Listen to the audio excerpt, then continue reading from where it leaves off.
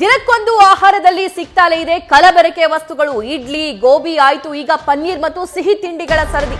ಸಿಹಿ ತಿಂಡಿ ಬೇಕೇ ಬೇಕು, ಹೊರಗಡೆ ಹೋದಾಗ ಪನ್ನೀರ್ ಅಂತೂ ಬೇಕೇ ಬೇಕು ಅಂತ ಅನ್ನೋರು ಒಂದು ಸ್ವಲ್ಪ ಹುಷಾರಾಗಿರಿ. ಹೋಳಿ ಹಬ್ಬದ ಸಮಯದಲ್ಲಿ ಗುಣಮಟ್ಟದ ಬಗ್ಗೆ ಪರೀಕ್ಷೆ ನಡೆಸಲಾಯಿತು. ಸುರಕ್ಷತೆ ಮತ್ತು ಗುಣಮಟ್ಟದ ಬಗ್ಗೆ ಇಲಾಖೆಯಿಂದ ಮೆಗಾ ಆಪರೇಷನ್ ಕೂಡ ನಡೆದಿದೆ.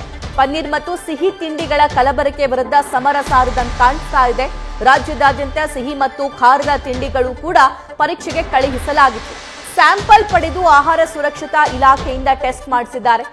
ಮಾರ್ಚ್ 15ರ ಬಳಿಕ ಬರಲಿದೆ ಪನ್ನೀರ್ ಮತ್ತು ಸಿಹಿ ತಿನಿಸುಗಳ ರಿಪೋರ್ಟ್.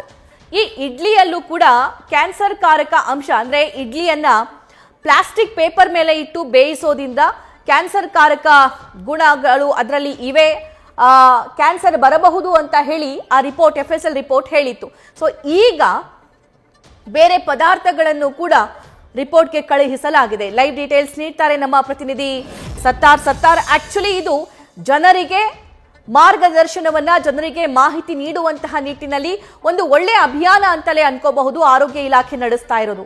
ಈಗ ಸಿಹಿ ತಿಂಡಿ ಮತ್ತು ಪನ್ನೀರನ್ನ ಲ್ಯಾಬಿಗೆ ಕಳುಹಿಸಿದ್ದಾರಂತೆ. ಇದರ ರಿಪೋರ್ಟ್ ಬರೋದಕ್ಕೆ ಇನ್ನು ಎಷ್ಟು ದಿನ, ಜನರು ಹೇಗಿರಬೇಕು, ಇಲಾಖೆ ಏನೆಲ್ಲ ಕ್ರಮ ಕೈಗೊಳ್ತಾ ಇದೆ? ಸಭಾ ಪ್ರಮುಖವಾಗಿ ಈಗ ಹೋಳಿ ಹಬ್ಬದ ಸಂದರ್ಭದಲ್ಲಿ ಸೆಂಟ್ರಲ್ ಗೈಡ್ಲೈನ್ಸ್ ಬಂದಿರುವ ಹಿನ್ನೆಲೆ ಆಹಾರ ಸುರಕ್ಷತೆ ಮತ್ತು ಗುಣಮಟ್ಟ ಇಲಾಖೆ ಇದೀಗ ನಗರದ ಅದರಲ್ಲೂ ರಾಜ್ಯದ ಪ್ರಮುಖ ಭಾಗಗಳಲ್ಲಿ ಈಗ ಆಪರೇಷನ್ ಕೈಗೊಂಡಿರುವುದು. ಇದಕ್ಕೆ ಕಾರಣ ಏನಂದ್ರೆ, ಹಿಂದೆ ಮುಂಬೈಯಲ್ಲಿ ಒಂದು ಪ್ರಕರಣ ಪತ್ತೆಯಾಗಿತ್ತು. ಸರಿಸುಮಾರು 2,000 kg ನಕಲಿ ಪನ್ನೀರ್ ಪತ್ತೆಯಾಗಿತ್ತು. ಪನ್ನೀರನ್ನು ಮಾಡುವ ಪ್ರಕ್ರಿಯೆಯಲ್ಲಿ ಇಲ್ಲಿ ಕಲಬೆರಕೆ ಮಾಡಲಾಗುತ್ತೆ ಅನ್ನೋ ಆರೋಪ ಇತ್ತು.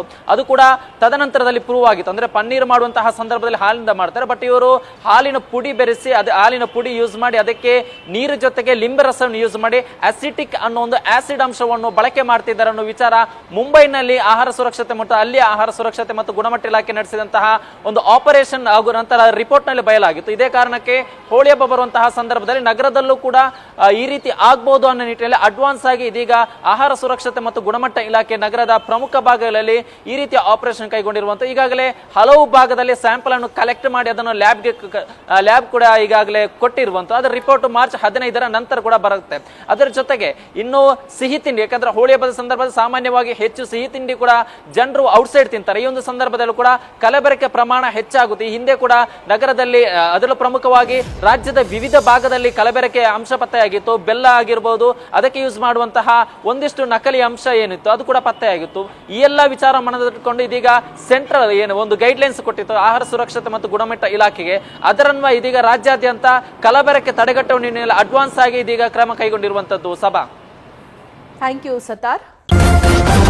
ನ್ಯೂಸ್ ಫಸ್ಟ್ ನಿರ್ಭೀತಿಯಿಂದ ನಿಮ್ಮ ಪರವಾಗಿ.